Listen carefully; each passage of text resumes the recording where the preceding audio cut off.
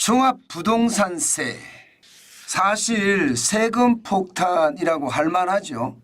집을 한 채만 가진 사람들도 세금을 폭탄처럼 내니까 세금 폭탄, 가렴주구 이런 이야기가 아주 쉽게 나올 수 있습니다. 이 종합부동산세에 대반전이 일어날 것 같습니다. 무슨 얘기냐고요?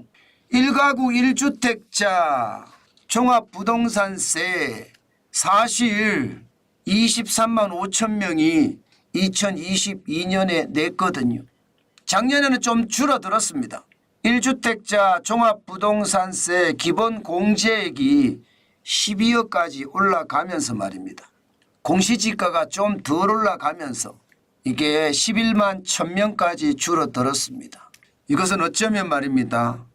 재산세도 내는데 종합부동산세도 내고 이중과세 논란이 계속됐던 거거든요. 그나마 윤석열 정부가 들어서면서 이중 세금을 내는 거니까 개혁을 하겠다. 종합부동산세는 없애고 재산세에 포함을 시키겠다. 이렇게 이야기를 해왔었거든요. 더불어민주당이 공영 야당으로 다시 탄생이 되면서요. 이것 물 건너가는 것 아니냐 이렇게 예상을 했습니다. 그런데 말입니다. 더불어민주당 박찬대 신임 원내대표가 말입니다. 1주택자 그것도 실거주 1주택자에 대해서는 종합부동산세 폐지 방침을 밝혔습니다. 이게 여러분 2005년 노무현 정부 때 부동산 투기 억제 목적으로 이게 시행이 됐거든요. 20년 만에 대반전이 일어난다는 건가요? 저는 이런 것을 보면서요. 바로 이거야. 민주당도 시장 중심으로 돌아서야 된다. 이념에 고리를 더 씌워서 시장을 바라보면 시장 자체가 무너진다. 제가 이 말씀 진짜 많이 드렸거든요. 이번에 박찬대 신임 원내대표가 실거주 1주택자에 대해서는 종합부동산세를 면제해 준다고 이야기하는 것 당연하다고 생각합니다. 여러분 생각을 해보세요. 퇴직을 하면요.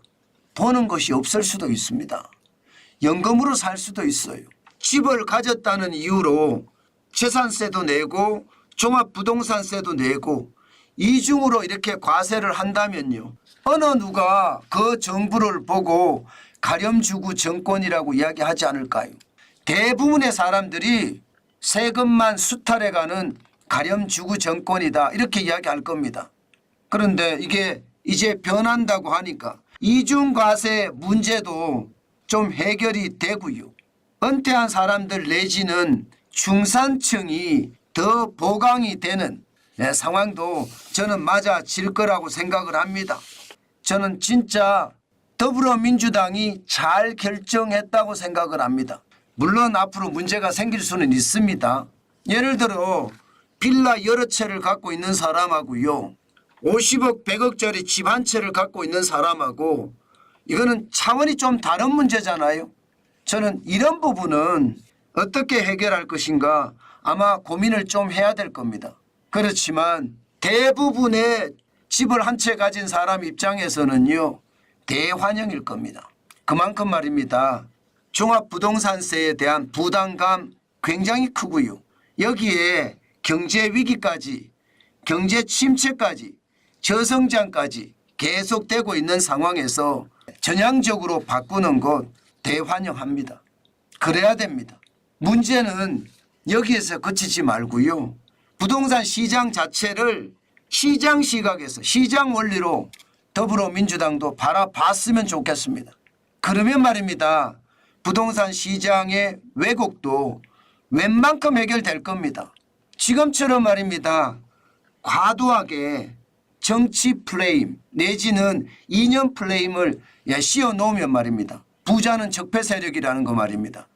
그러면 나라가 망하는 길밖에 없습니다. 더불어민주당이 자유민주주의와 시장경제라는 틀 안에서 우물 안에 앉아 있지 말고 우물 밖으로 나와서 저는 정상적인 의사결정을 하는 것 환영합니다. 앞으로도 그렇게 해야 될 겁니다.